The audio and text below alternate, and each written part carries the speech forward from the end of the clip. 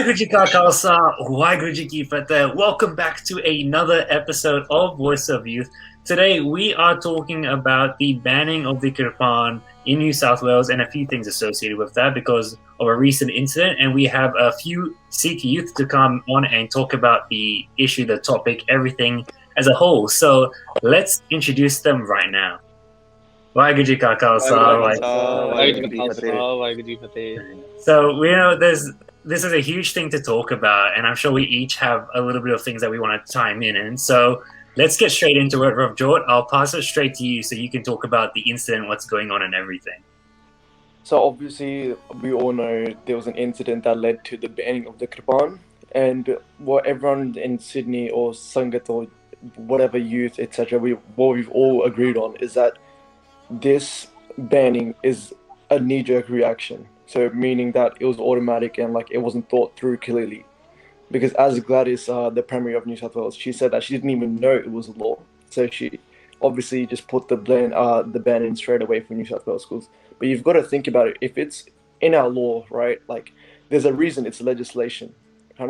Like our legal system, our government isn't like they think things through. They do things for a reason. So it's not like Sikhs can wear Kirpans, etc. So it's basically a knee-jerk reaction, and obviously we can't compromise to any adjustments of one of our Kirpan. So yeah, that's just mainly what's happened here. Yeah. So then, with that in mind, Gurneet, what are your thoughts on the banning itself in New South Wales? Yeah, I agree with what Ravjot said. Even though undoubtedly the incident was unfortunate and someone was harmed, Kirpans have been around for quite some time within the wider Australian society and within schools. And we've never had an issue before, so I think it was a pretty impressive decision to make considering it's one of its kind and it was the first one. And there wasn't really any discussion before banning it. It was just very sudden. And it's had quite a big impact on our community, and there's some of us who follow it more closely, and we've heard from some families who have said that they've struggled sending their kids to school because their kakar means so much to them. And yeah. So quickly, based on that, before maybe Himmat, you can respond to this as well. This being a knee-jerk reaction, the banning itself and everything, and then as Gurneet just mentioned, some people the kakar means a lot to them, so it's impactful to them. But what about if we see it from the other perspective of the students that might not feel safe, and then this sudden ban, this knee-jerk reaction, gives them that safety of going to school? They're making them comfortable to go to school, which is the opposite to what Gurneet just mentioned there. Yeah, no, that's a good point actually, because we should most definitely take in consideration to what the rest of Australian society thinks and feels, and especially because this incident's happening in the school, it makes it much more detrimental to everybody, obviously Sikhs as well, but then also because children's safety, coming from their point of view, it's to them, they feel like it's in, it might be a problem that kids may not be safe with A, B, C or whatnot with these rules, or even religious practices. They may feel that, and the biggest thing I feel is that from our point of view, especially as young Sikhs or just Sikhs in Australia in general, and we have been doing a great job for as long as we've been here, and we've seen the progress in all around Australia. But the biggest thing is education.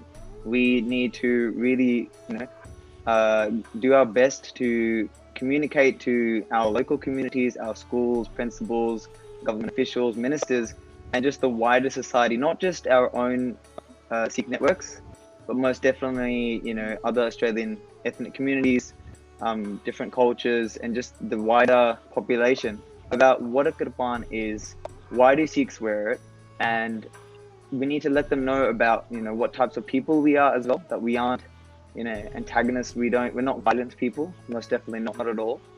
And people have seen this throughout recent times of how much Sikh communities have been helping during COVID with the langars we've been providing, and seva Sikhs have been doing all around the world free, just out of the generosity of our hearts and what our religion teaches us, and So even then- during the floods as well. So yeah. What I'll get then, Okay. Nihaal, what are your thoughts on the banning? And then do you also agree that, especially given recent times, Sikhs have, like Himmat said, had the opportunity to help the community and also, grow and develop, so the community can acknowledge us a little bit more?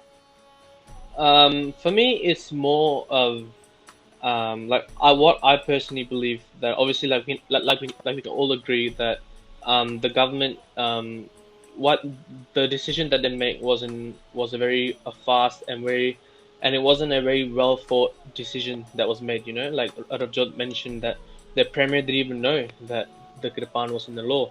So at the end of the day, I think what Himmat said was 100% correct. I feel that at the end of the day, it comes back to education. For both parties, it goes both ways. We have to educate ourselves, and we have to educate the public as well, or what the Kirpan is, what it symbolizes, and obviously we need to do that properly. With the right words, with the right vocabulary, and that's about it. If I could just quickly go back to the question that Kirtan was asking, sorry, Himmat, about how society feels safety, etc. I'm going to talk about an incident that happened back in 2017, this was in New South Wales, early 2017, where a student actually stabbed, I believe it was 2 students and a teacher as well, with a metal ruler. Right? And this was without anything. There was no, unlike this recent incident that happened, there was bullying, but in this specific incident, it was just for no reason. So you've got to think, anything can be used as a weapon, huh? It's not like, if this student used a metal ruler to stab 3 people, they didn't do anything. They didn't bend a metal ruler, right? And this one Kirpan was used in self-defense, as people have been saying. It's been self-defense, right? So it's a Kirpan. It was just one person. So it begins to think that maybe it's we've got to also, when we're talking about education, it's not just about the Kirpan. We've got to teach all of society in general, like, these things happen, that this leads to this, and that we've got to be there for each other, so no one ever comes to or they come to the decision that, oh no, I have to do this now. It's all about mental health as well. Ravjot, I 100% agree with what you're saying. Those are some really good points you brought up. That we can definitely talk about that as other objects can be used as weapons. That's a really, highlight a point that we do need to highlight. What I wanted to say before was, as Nihaal was saying, that we need to educate people on what the Kirpan is and what it symbolizes, and that's where we need to start. And people have been, the people in the background who do the seva, who are trying to push these legislations of, Sikhs wearing Kirpans freely, where we can wear them, and getting these laws passed. The main thing is we need to educate everybody, obviously our own Sikh community, just the entire world, wherever we live, everybody around us, whether it's our own Sikh people or the communities we live in, Australian communities, that what the Kirpan symbolizes. So the Kirpan, it means, Kirpa means grace and An means honor. And those 2 words is in the manner in which a Sikh should use them. So he should only use them with grace and honor. And the rule that we all know as Amritari Sikhs, or practicing Sikhs, is that the Kirpan can only be used in the absolute last resort. When we feel we're in a life and death situation, and where all other means have been tried. And this is paramount to the meaning of a Kirpan, that it must be used in this absolute last situation. So people need to understand that we don't wear this as a weapon, and we should never use the word weapon. Unfortunately, the media has tapped into that word, but in our legislation we refer to it as article of faith. We don't say symbol either, because symbol, then people I've heard say that, okay, well, people for symbols of the Christian faith wear a cross. Why can't you wear a plastic or silver small non-usable Kirpan to symbolize? It's not a symbol. We wear it as an actual practicing article of faith. And just that main thing of it being the last resort, we definitely need to educate everybody, our young Sikhs and the community, that this is the manner in which we should use it as. So I was going to quickly comment on that quickly. So what Himmat was saying, that obviously media has been saying dagger, or they've been saying knife.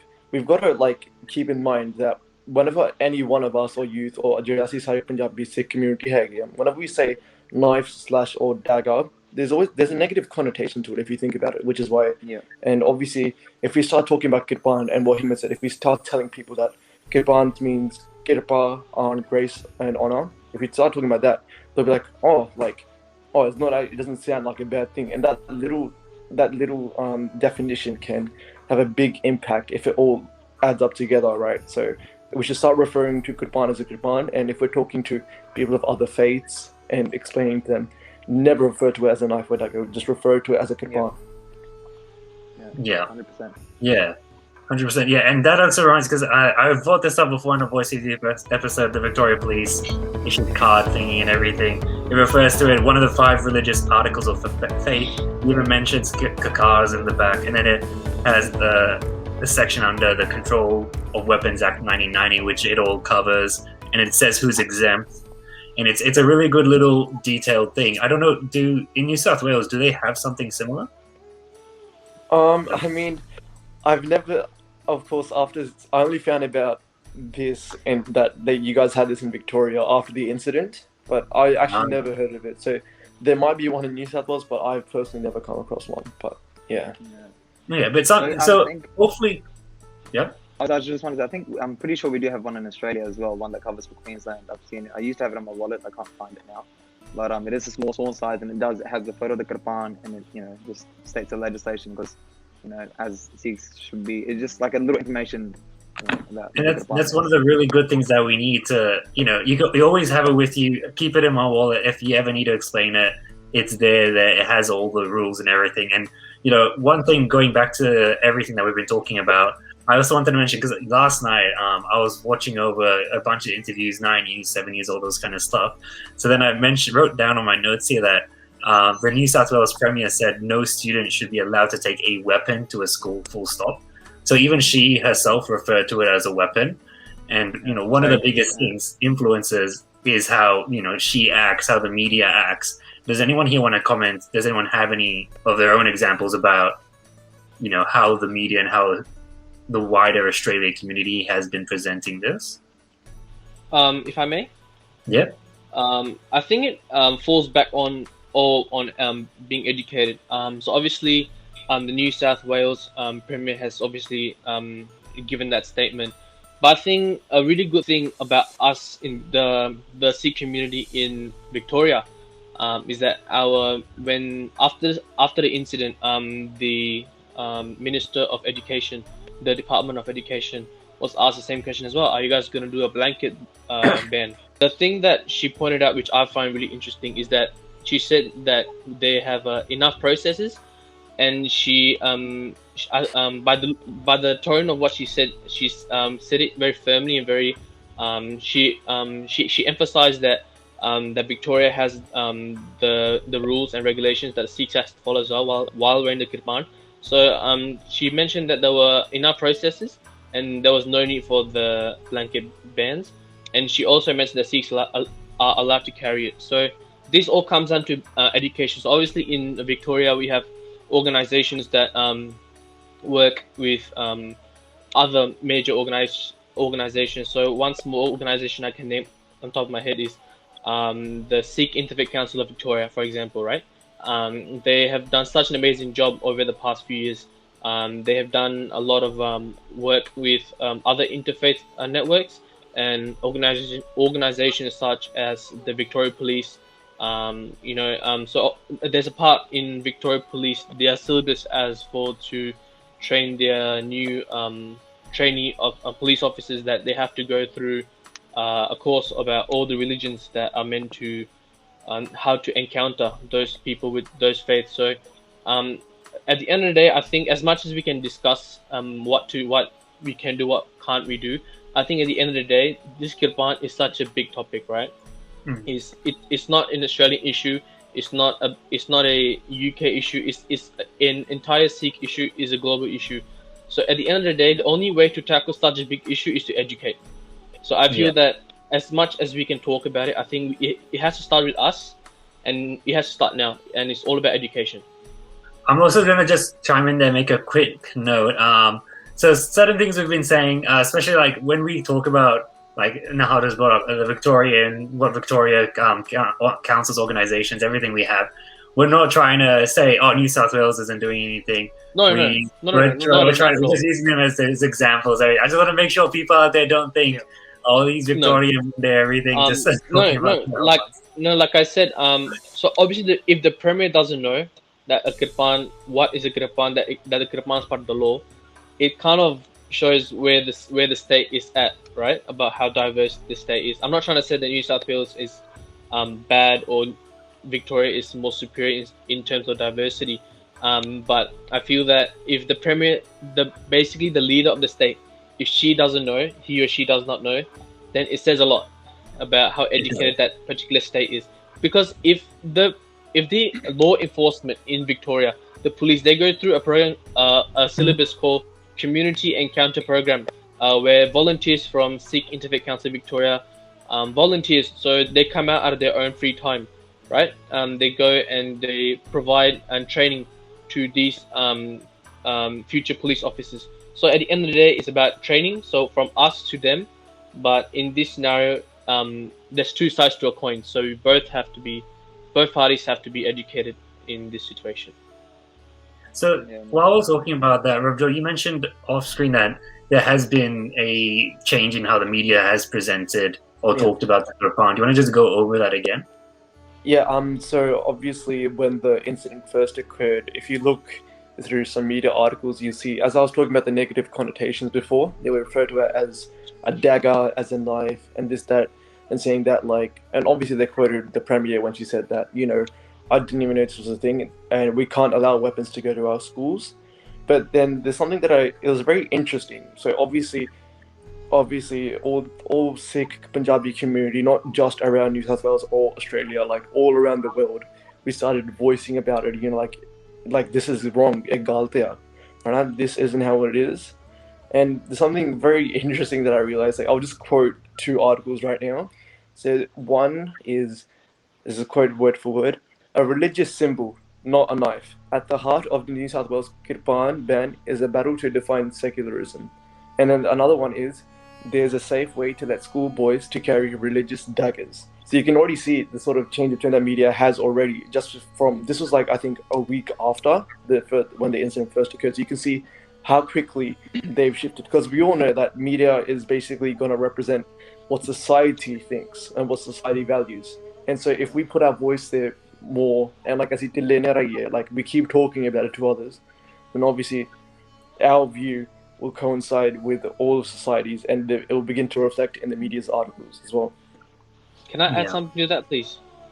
Yeah. When Ravjot mentioned that it's a global issue, correct? So obviously, like, it's a very good thing to see that it's not just a state or federal issue; it's a global issue that all the Sikhs in the world are participating and voicing up together. I don't want to sound very what's the word am I looking for? I don't want to sound very negative about this about this part, but there's a trend in our community that I would like to highlight. That so obviously in the recent times, other than the Kirpan issue recently that we've had the Kisan Ekta movement as well, the farmers, right? And before that, few years ago, we had the Bapu Surat Singh, the hunger strike and all that. So when that started, everyone was together. So when everyone was together, it was a very big, it was a big initiative, and everyone was pushing for it. So as time went past and time went on, you can tell the thing kind of died.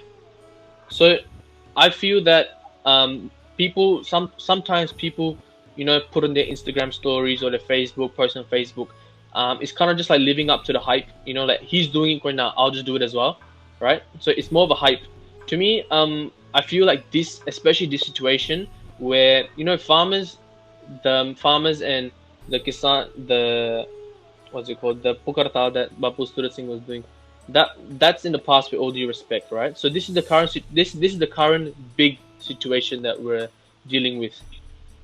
I think now is the time where we forget the hype. We forget the trend. We forget that he's doing it, I join along. This is the time where we're meant to be, all right, enough is enough. We move forward together.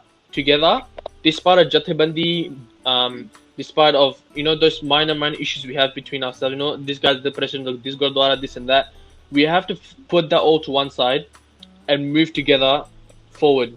We have to move forward together, right? Yeah, so it's an overall Sikh issue. It's not correct, specific to... and I feel we should make use of this situation, this issue, I will call it. We have to make use of this issue to start new things, such as new initiatives by the youth, or by the local Gurdwara committee, or by the bigger organizations that are out there.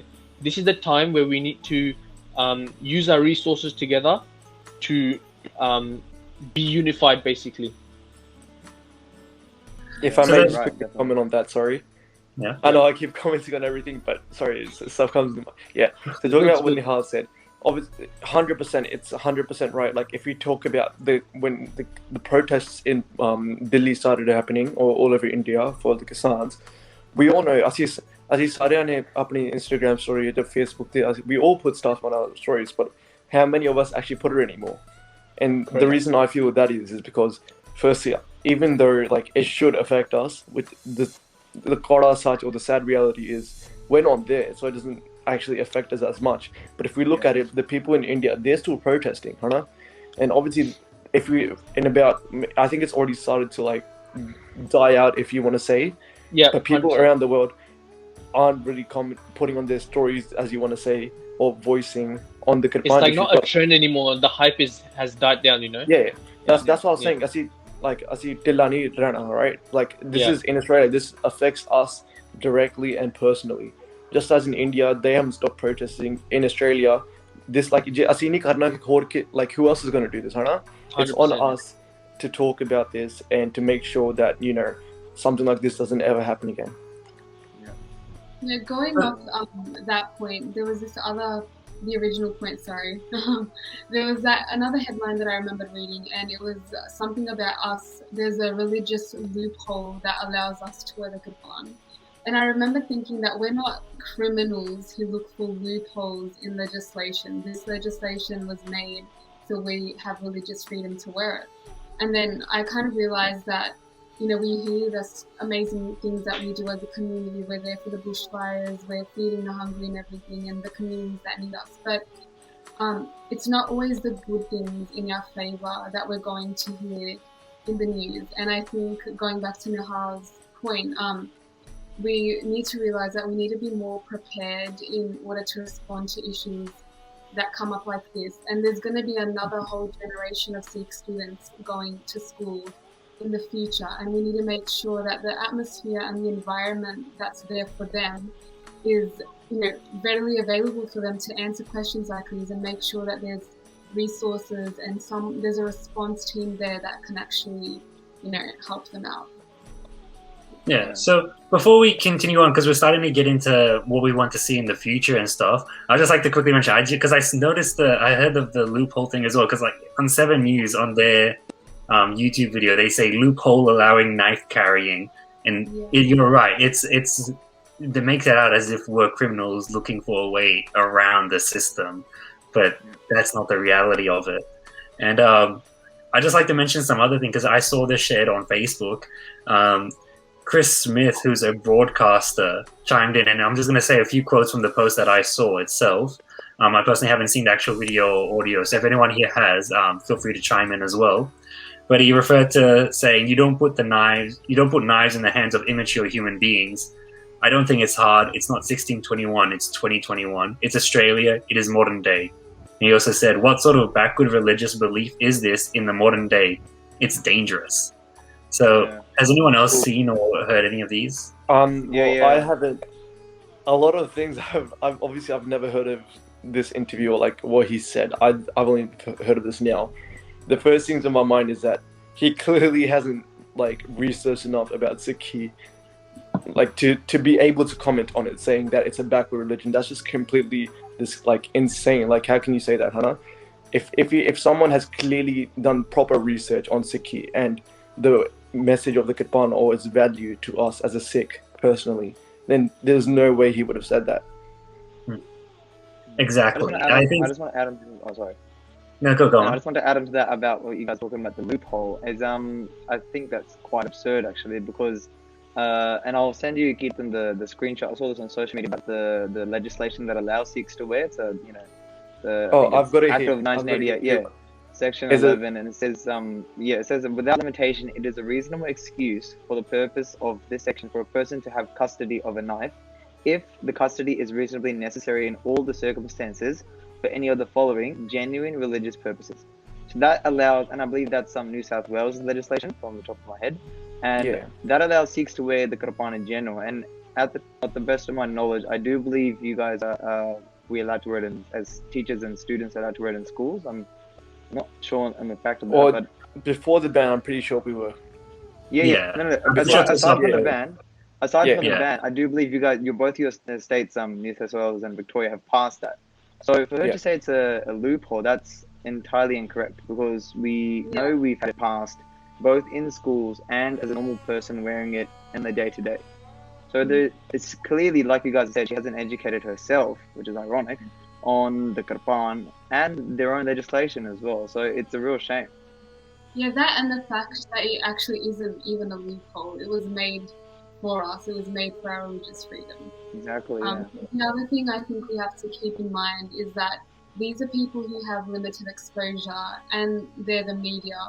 And I hate to play like the devil's advocate, but people have every right to ask questions. We just need to answer them in a way that represents our community in a good light.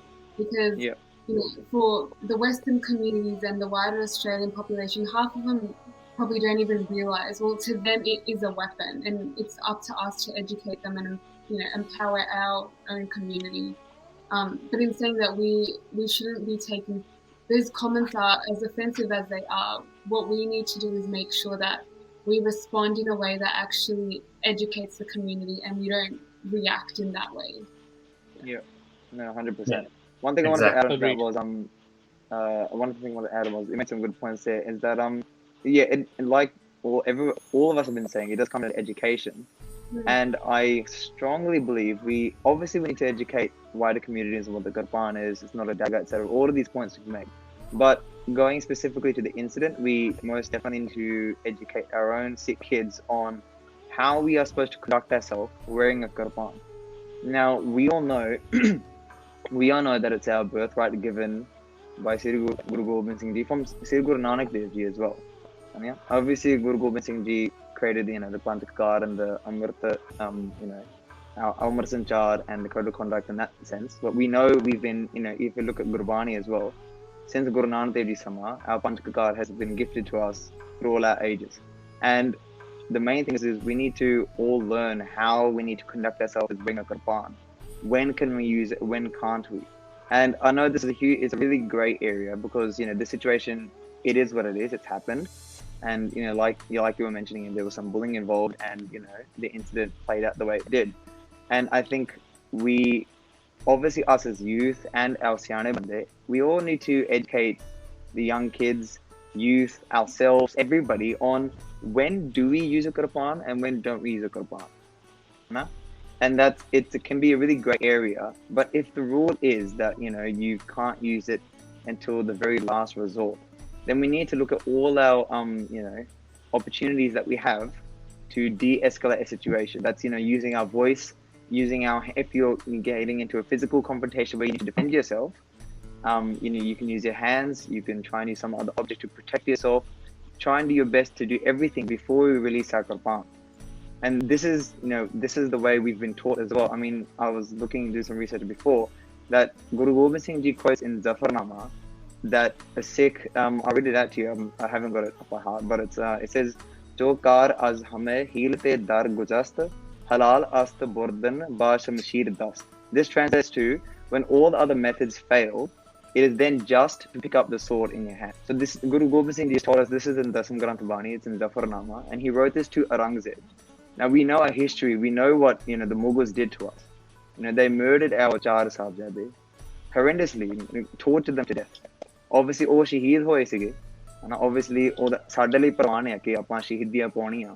But obviously, they did a wrong act of such torturous and heinous crimes. And Guru Gobind Singh Ji writes this writes the Zafarnama to Aurangzeb, saying that only at the last moment it is then just to pick up a Kirpan. And we need to, I mean, this is Guru Gobind Singh talking to us. So long ago, it is so prevalent now, how at the very last moment, only then it is just to pick up a Kirpan. So at one point, it is our birthright to pick it up, but we need to understand when is the right time. It is absolute at the last moment, Tika, when all other methods have failed. Tika? And I say this to many people because there's so many people, and we talk about education, but it's a real sad thing that so many people in leadership roles all over our Gurdwara committees. I'm going to be very frank about that. We've all experienced bad committee members who don't support Sikh our rules and our regulations to the way we know it should be followed.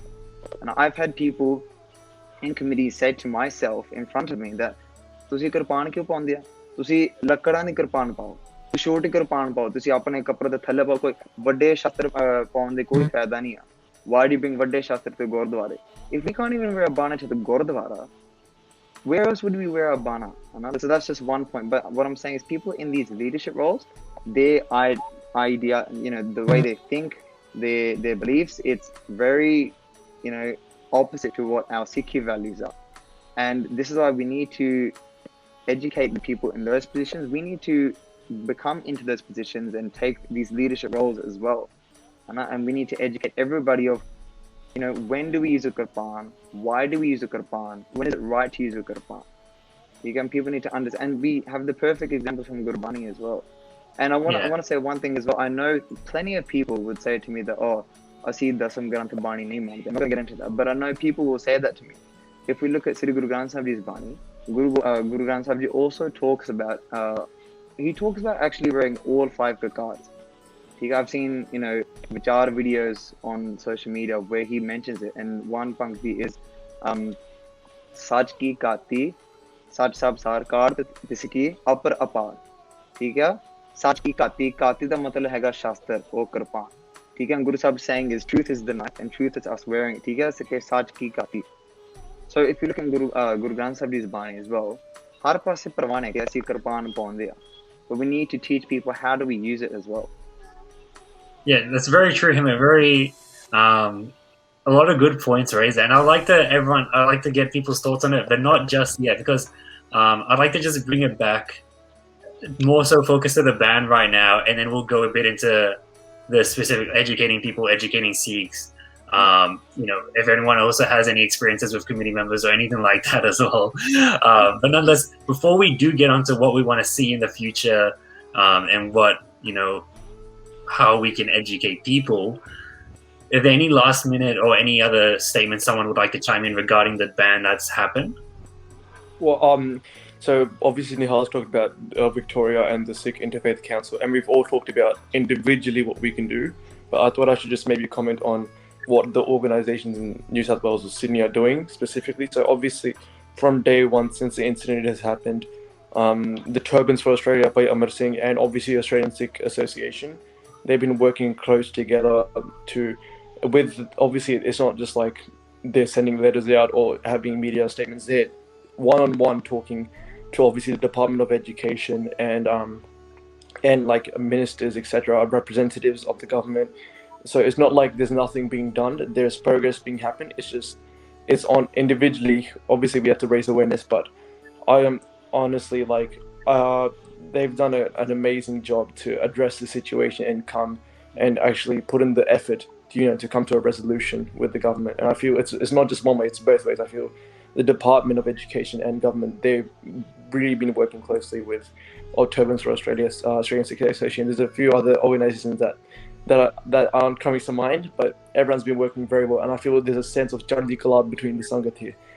ਅਸੀਂ ਸਾਰੇ ਇਕੱਠੇ ਹੋਏ ਹਾਂ, this ekta, we're all working towards the same thing. So I feel there's a sense of Chardi Kalab between the Sangat as well.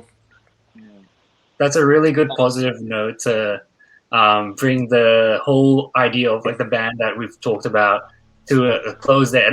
Nihaal, were you about to say something direct that you want to mention? I was going to say, sorry, I don't want to turn this into a negative route. Like when Ravjot mentioned the whole Sangat Chardi Kalab, right? Out of everyone, I think us Amritari Sikhs can all appreciate, finally, right, we're all together. We're all supporting one cause, which is the right to keep our Kirpan. But let's not mistaken, like, let's keep this a pantic issue, and let's keep this an issue. Let's not turn this into a trend or a hype. Let's not turn it into that, because like at the end of the day, this issue will die down, but it's up to us whether we're gonna let it die down or not. So my only benti to the Sangat, whether you're in Queensland, New South Wales, Victoria, wherever you are, even around the world, is that let's keep this unity together. Let's not make it into a trend. Let's make this into a chance to unify and make it a strong foot forward into the future with our pant.